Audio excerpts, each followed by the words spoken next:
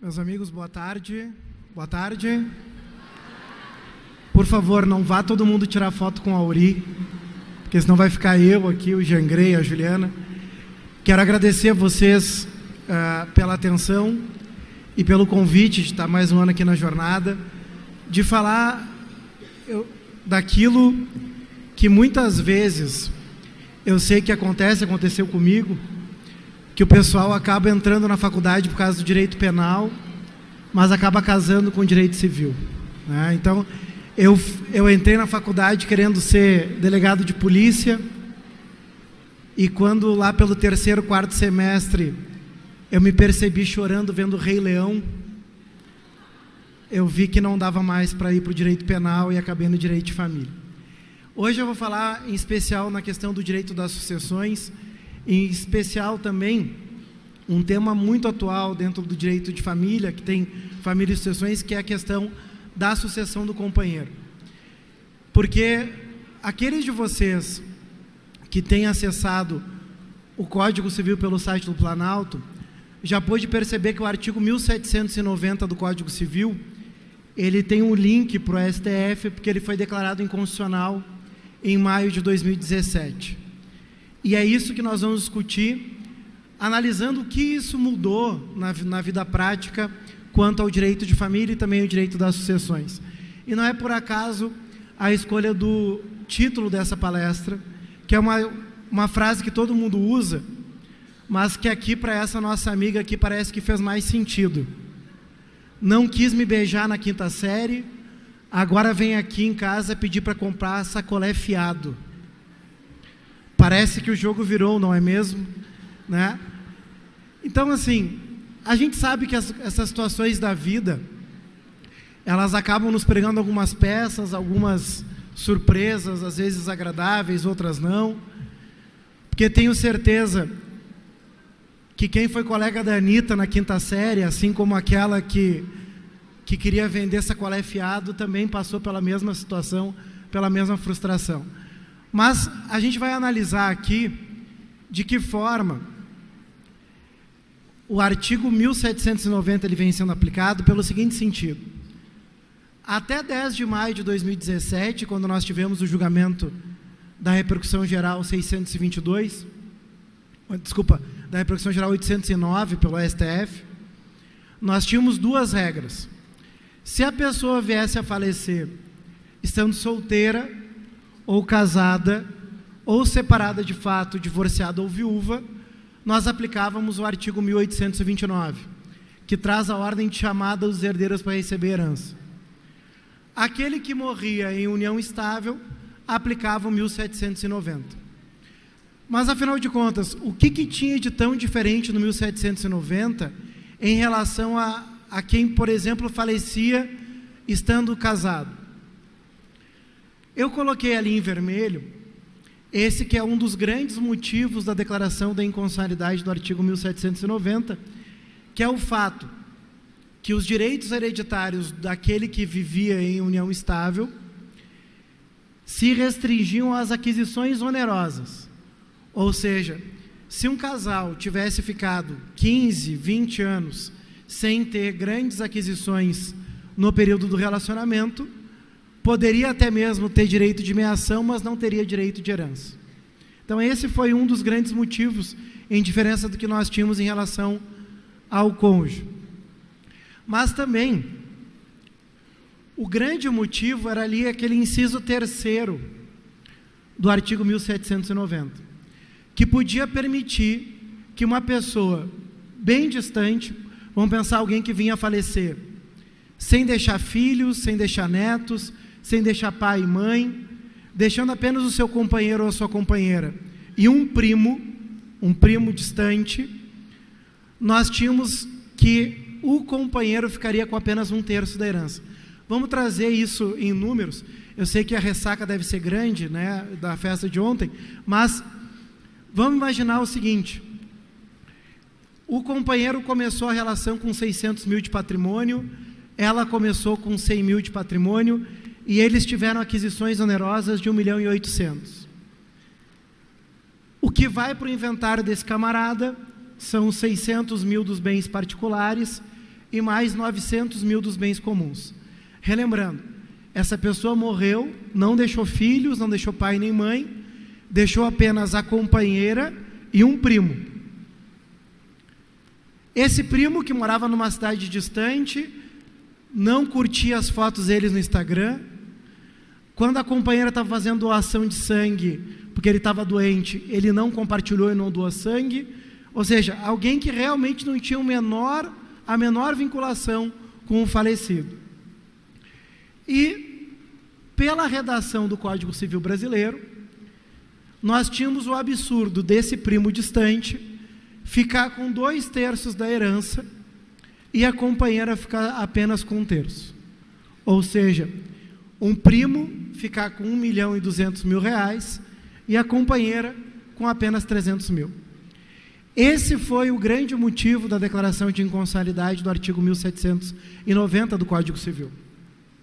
Tanto que o recurso extraordinário que deu resultado a isso, disse que nós não podemos ter tratamento desigual entre o não estável e casamento para as questões sucessórias.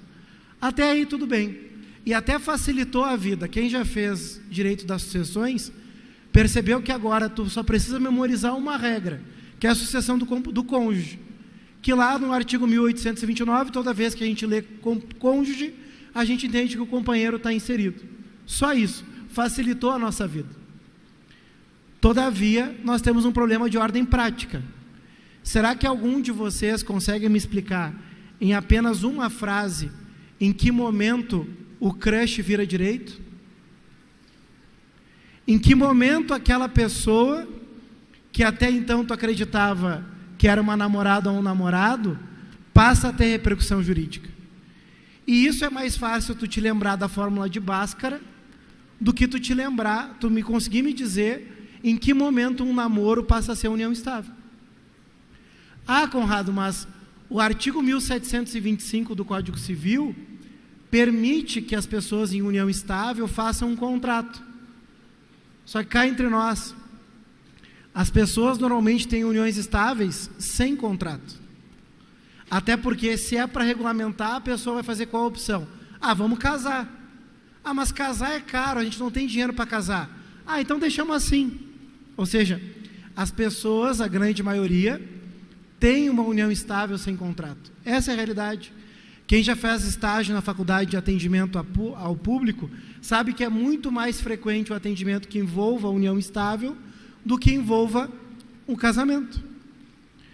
E qual é o problema de tudo isso? É que qualquer um de nós pode vir a se tornar uma vítima de uma união estável. Por que vítima de união estável? Porque se não tem a necessidade de contrato, e o casamento é a antítese da união estável, porque o casamento ele é formal e solene, tu tem que fazer entregar uma série de documentações, tem que expedir proclamas. Agora a união estável não. A união estável simplesmente acontece. Não, Conrado, mas tu consegue saber o prazo inicial de uma união estável porque eles fizeram uma mudança e começaram a morar juntos. Bom, daí tudo bem, tu até pode conseguir saber o marco inicial de uma união estável.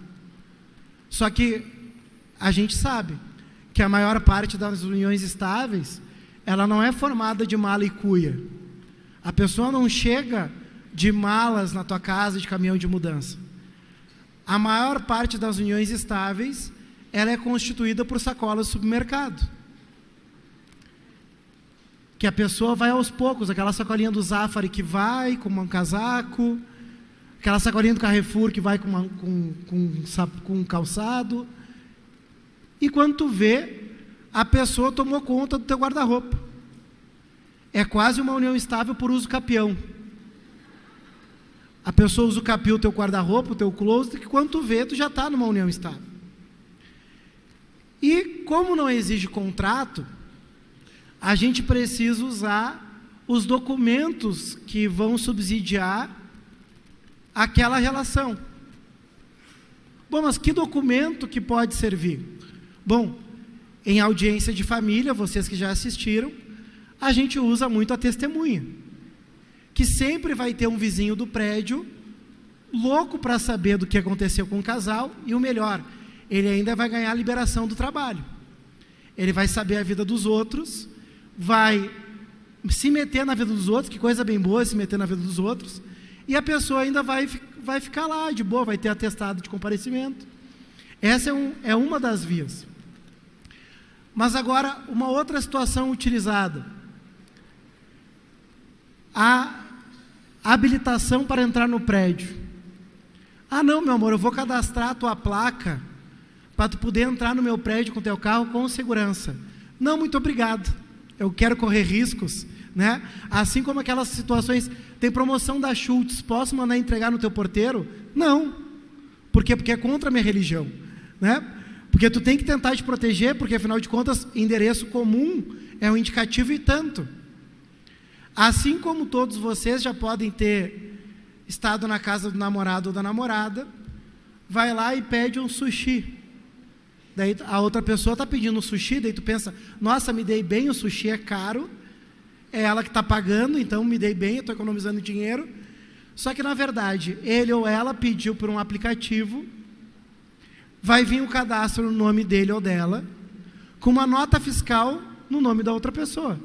Parabéns, pede o sushi e a espumante, porque ali tu pode ter um marco inicial de união estável. Outra situação que a gente vê muito hoje é a situação da divisão de contas de Netflix ou de Spotify. Detalhe que o Spotify, ele tenta te proteger duas vezes. Primeiro porque o nome do plano é familiar. Ele já está te dando a dica. Quando tu vai botar os teus dados, ele ainda te dá um alerta te perguntando o seguinte: você tem certeza que todo mundo mora no mesmo endereço? Tu vai lá e tu bota sim. Para economizar R$30 por mês, tu vai perder metade do teu carro. É uma baita economia, né? Então veja, eu só estou mostrando para vocês o quanto hoje é fácil tu constituir uma união estável. Mas Conrado, não era uma união estável. Podia não ser declarado, podia ser que vocês lá no Face, se ainda usam o Face, coloquem relacionamento sério, mas o comportamento de vocês induz a uma outra realidade. E é por isso o grande risco da declaração da inconstitucionalidade do artigo 1790 do Código Civil. Pelo fato de que nós tivemos a equiparação de duas entidades, que eu sei que as pessoas costumam dizer que é tudo igual. Para o público em geral, casamento e união estável é tudo igual, mas não é tudo igual. Pode ser quanto às questões patrimoniais, quanto à existência de um regime de bens, mas não é tudo igual. E não é tudo igual pelo fato de que, ou pelo menos não era, na questão sucessória. E agora qual é o risco que nós temos? De alguém vir a falecer e estando namorando com alguém, e depois da sua morte ser ajuizada uma ação de reconhecimento de união estável pós-mortem, e essa pessoa com o título de companheira participar em igualdade de condição com os filhos. Ou, uma outra situação, alguém que não tinha filhos, mas tinha só irmãos. Pensa na situação de tu ter um irmão ou uma irmã, tua irmã tem um patrimônio de 10 milhões. Ela se apaixonou com 50 anos. Tu, preocupado com a situação patrimonial, ainda diz para ela, não, faz o seguinte, vai lá e faz um contrato de união estável pelo regime da separação de bens. Se acabar por falta de amor esse relacionamento, o companheiro não vai ter direito a nenhum real de patrimônio, porque eles elegeram o regime de separação. Mas agora, se a tua irmã fez o contrato de união estável, vai para lua de mel. Conrado, mas tem lua de mel união estável? Claro que sim. Estão lá comemorando a constituição de família. Lá na lua de mel, a tua irmã morre de amor. Morreu. Na falta de descendentes, na falta de ascendente, quem vai herdar agora tudo É o companheiro. Mas, Conrado, eles são companheiros há uma semana. Não importa. Então, vejam. Hoje, nós temos, para fins sucessórios, uma equiparação total da união estável ao casamento. E aqui eu já trouxe duas situações que me preocupam no dia a dia da sociedade contemporânea. Outra situação que me preocupa é o fato de que as pessoas no Brasil não têm uma cultura voltada para o testamento. As pessoas não se preocupam em planejar os seus bens. E nós temos um outro problema, né? No Brasil, o artigo 1789, 1789, não dá a possibilidade da pessoa testar 100% dos seus bens se tiver herdeiros necessários, que é a reserva da legítima. A legítima o que é? É a reserva de 50% do patrimônio que existe em favor de determinados herdeiros. O fato do Brasil ter a legítima, e ela é classificada como uma legítima rígida, é um verdadeiro absurdo. Porque eu tenho certeza que vocês conhecem pessoas idosas que estão agora abandonadas pelos seus filhos e são cuidadas por terceiros, e essa pessoa idosa não pode testar a integralidade do seu patrimônio. Por quê? Porque o Código Civil não deixa. Ah, Conrado, mas tem muita gente que passa a perna em pessoa idosa. Sim, então quer dizer que a gente presume má-fé no direito brasileiro e não permite que a pessoa, depois de uma vida toda, ela possa testar os seus bens. O que é pior, né? O artigo 1641 do Código Civil nos apresenta que a pessoa, depois de 70 anos, ela não pode escolher nenhum regime de bens que ela vai se casar. Isso quer dizer que o legislador ele parte do pressuposto que depois de 70 anos as pessoas só vão casar por interesse. Tu com 70 anos, tu pode estar trabalhando, aliás, com a reforma da Previdência todo mundo vai estar trabalhando, tu vai estar trabalhando, tu vai estar contribuindo, tu pode comprar e vender ações, tu só não pode escolher qual é o regime de bens que tu vai te casar. Ah, Conrado, mas tem muita gente que se aproveita das pessoas idosas, que tem muita gente, olha tanto relacionamento com diferença de idade. Eu sei, eu já vi isso acontecendo. Eu tive colegas de faculdade que pagaram sua faculdade assim. Agora, tenha certeza que esse meu colega precisou suar bastante para garantir o DOC pago. Então, assim, não existe almoço grátis na vida. O fato é que, ao meu sentir, a proibição de escolha de relacionamento depois de 70 anos é um verdadeiro absurdo. Pelo fato de que a pessoa tem uma interdição parcial, sendo que hoje, principalmente depois do Estatuto da Pessoa com Deficiência, a gente não trabalha mais com a interdição com um sentido tão amplo. Mas veja, o legislador brasileiro, em nome da moral e dos bons costumes, trabalha dessa forma. Uma outra situação que me preocupa, quanto à declaração de inconstitucionalidade do artigo 1790, é a modulação dos efeitos. Por quê? Esse julgamento da repercussão geral 809 aconteceu em 10 de maio de 2017. Ao meu sentir, o mais correto seria que a declaração de inconstitucionalidade de 1790 atingisse as sucessões dali para frente. Mas não foi o que fez a Suprema Corte Brasileira. O que o STF fez foi aplicar a inconstitucionalidade do artigo 1790 para todas as sucessões em aberto. Qual é o problema disso? Quem já teve a disciplina de sucessões sabe que o artigo 612 do CPC prevê que o inventário tem um prazo para começar e um prazo para terminar. O inventário ele tem que começar 2 meses depois da morte e terminar nos 12 meses subsequentes.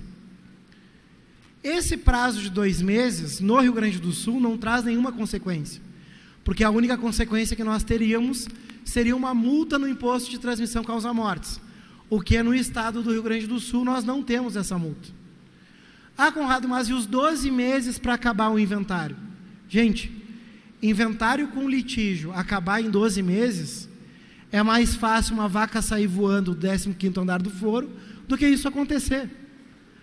Porque o processo mais longo da história do judiciário no Brasil foi um inventário na comarca de Rio Grande que demorou 107 anos para ser concluído.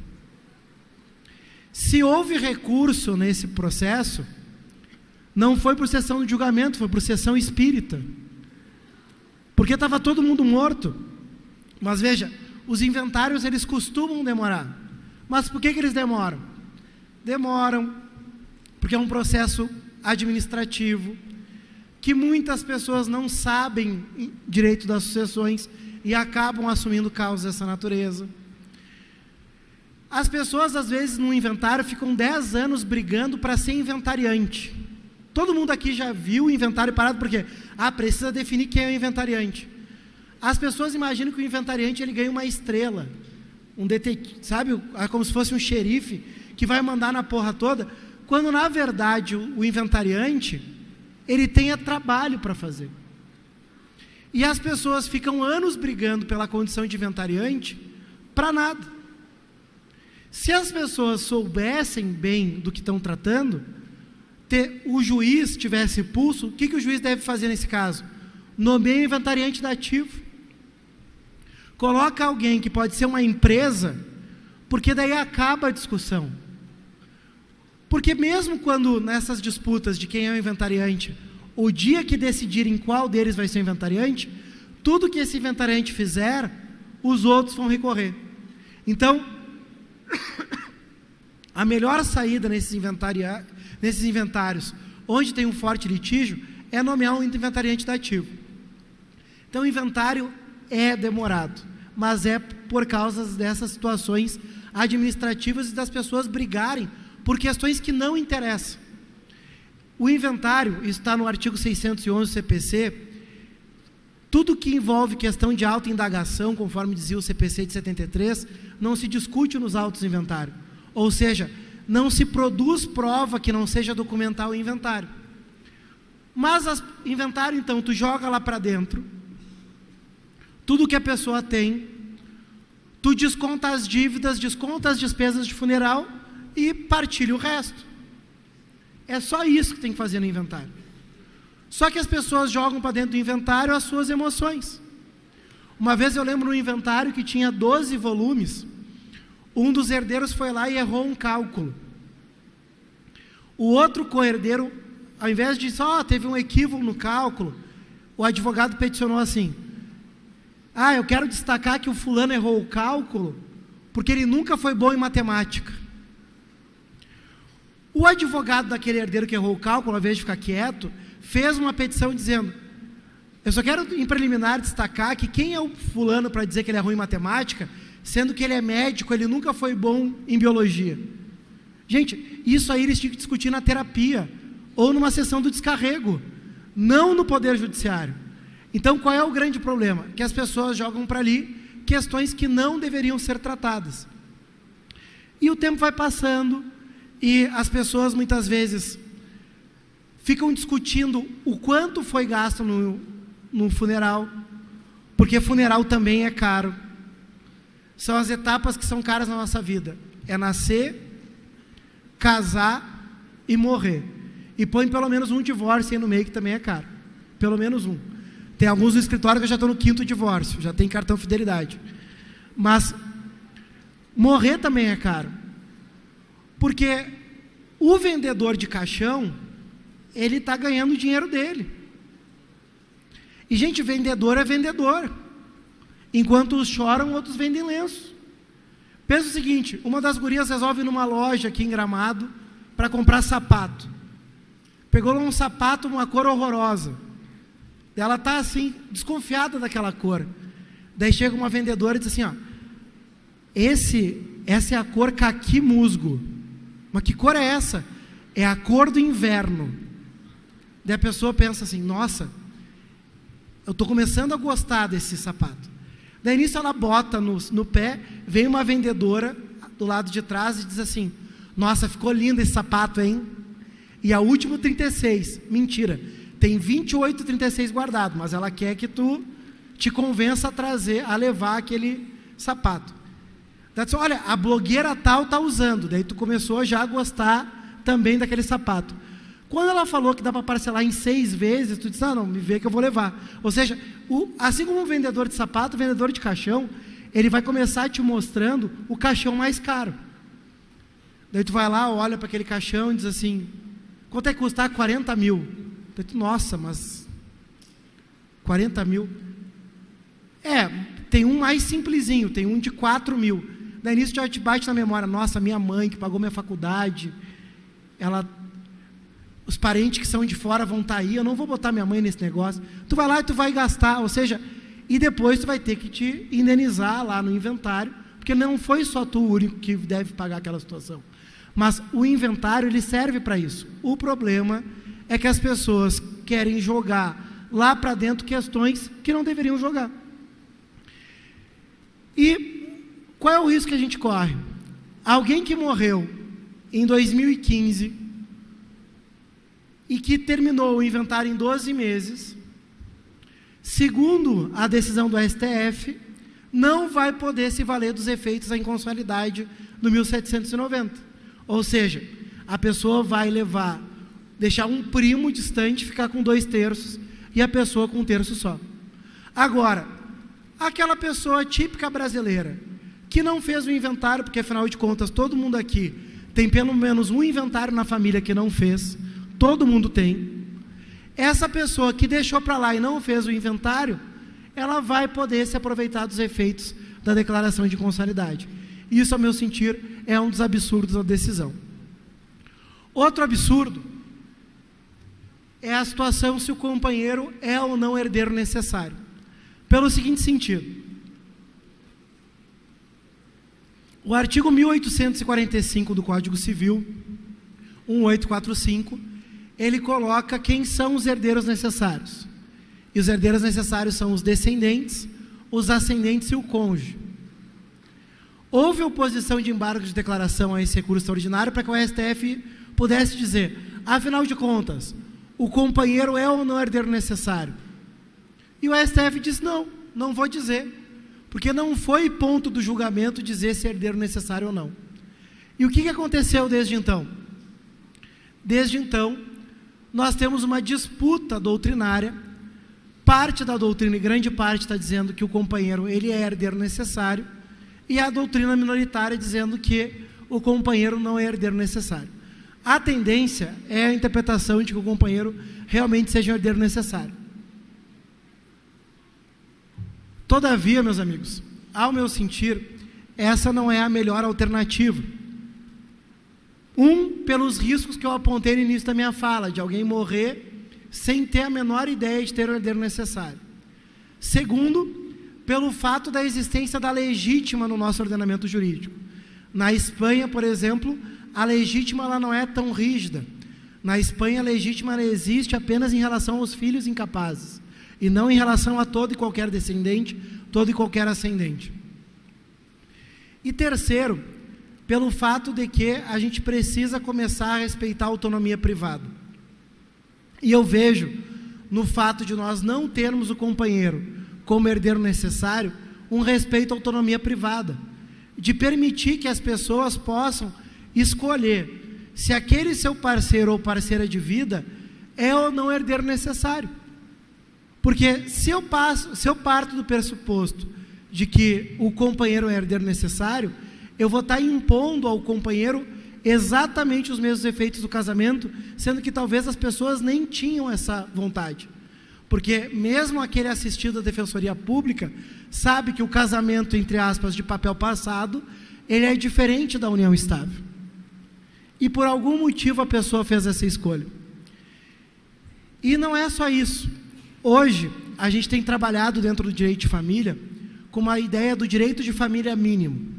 Onde é que se constrói isso?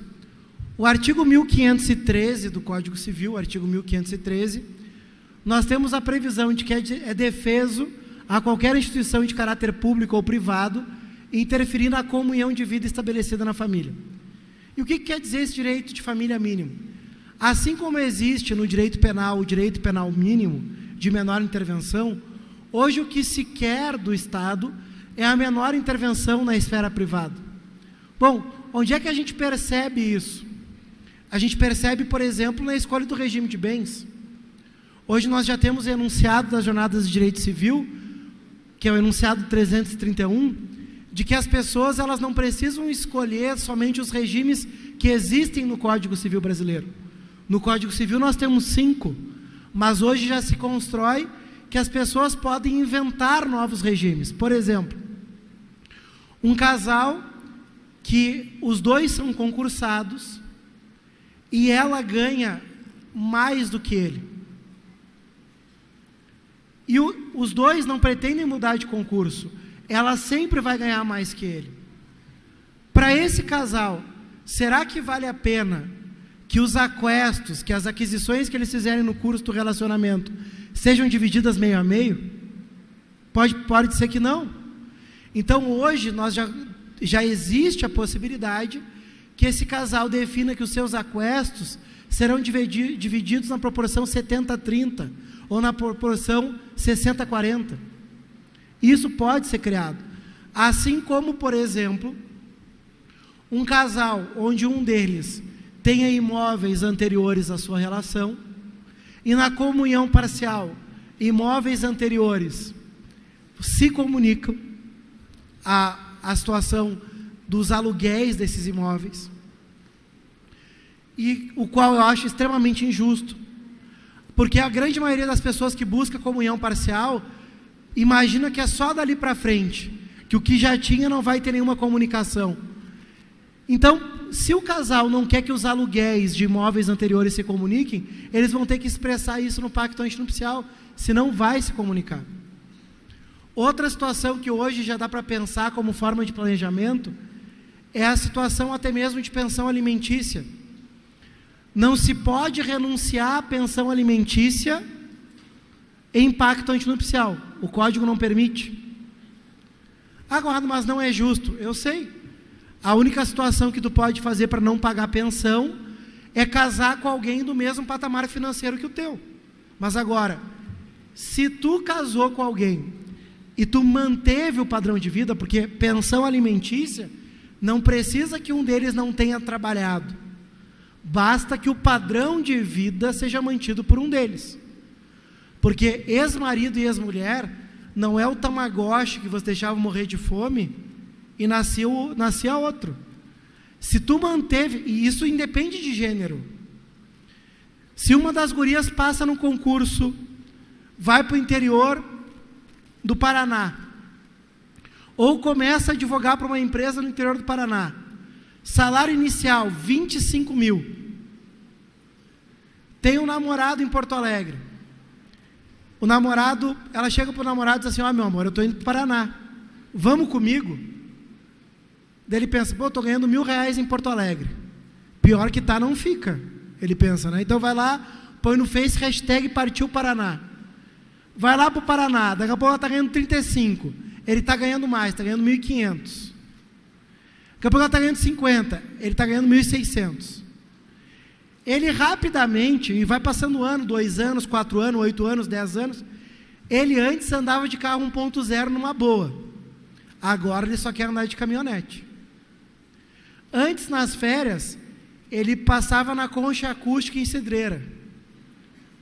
Agora ele vai para resort no Nordeste. Antes, ele odiava sushi. Agora ele é viciado em sashimi. É claro que a caminhonete, o passeio e o sushi não é com o dinheiro dele, é com o dinheiro dela. E se depois de 10 ou 12 anos ela quer dar um vai na venda nele, parabéns, ela vai ter que pagar a pensão alimentícia para ele. O que se pode fazer hoje em pacto antinupcial é estabelecer o quanto vai ser pago de pensão alimentícia. Eu fiz um pacto esses dias, que os noivos que me contrataram, eles são concursados nível médio. E eles querem fazer um concurso de nível superior. E eu, entendendo qual é a intenção deles, eu redigi da seguinte forma o pacto: o primeiro que passar num concurso de nível superior em qualquer unidade da federação,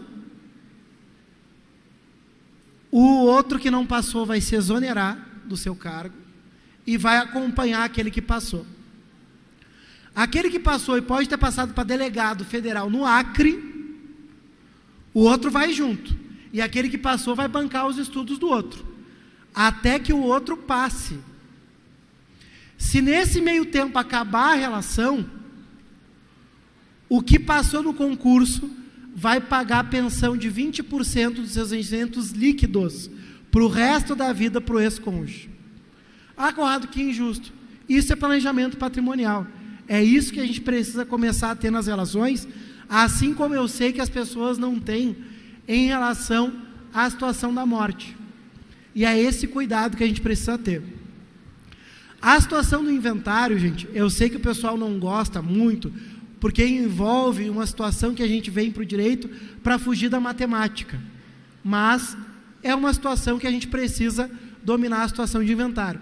Aqui no evento eu estou lançando aqui o meu 8º livro, que é aquele Inventário e Partilha, e eu vou fazer um sorteio especial no meu Instagram para quem está aqui na jornada.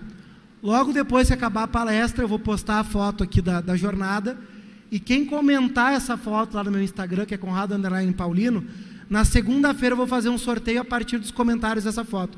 Pode comentar qualquer coisa, só não xinga minha mãe, tá? Pode colocar só um sorrisinho, ou só assim, tá? Que a partir desses comentários eu vou fazer o sorteio de um livro e eu vou mandar autografado para casa da pessoa, tá? Então, o Instagram é Conrado_Paulino, eu vou fazer a postagem logo em seguida da palestra. Já me encaminhando para o final, meus amigos, eu ouvi agora a palestra do professor Auri, e ele falando da questão da importância de cada um de vocês, porque eu sei que a maioria de vocês está ainda na faculdade, e eu sei que também existe um momento de desacreditar, não só no direito, mas nas instituições jurídicas como um todo. A cada nova notícia, principalmente aqueles que querem concurso público, ficam desmotivados, porque, não, agora vai congelar concurso público, não vai ter concurso público. Tem gente que olha para o índice de reprovação na prova da OAB e pensa que nunca vai passar na prova da OAB, porque, afinal de contas, o índice de reprovação é tanto. Outros ficam desmotivados, porque quando tu vai falar para algum amigo que está fazendo direito, a pessoa pensa, tu também vai fazer direito? Pois é, tu e mais 300 estão fazendo direito. Eu sei que muitas vezes, tudo que nos chega é muito desmotivador. Todavia, a gente vive um momento muito importante, que é de transformação daquilo que está posto.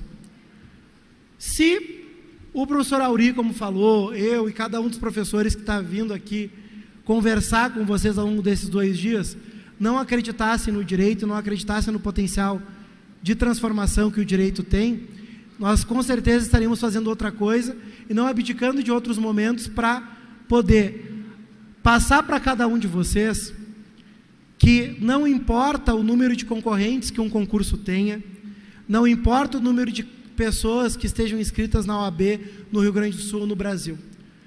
Você só tem um concorrente, que são vocês mesmos. Se vocês não acreditarem no potencial, e que talvez só a tua mãe acredite, vocês não teriam nem por que sair de casa. E o direito, que eu sei que muitos de vocês estão naquela dicotomia, Conrado, melhor é para carreira pública ou para carreira privada?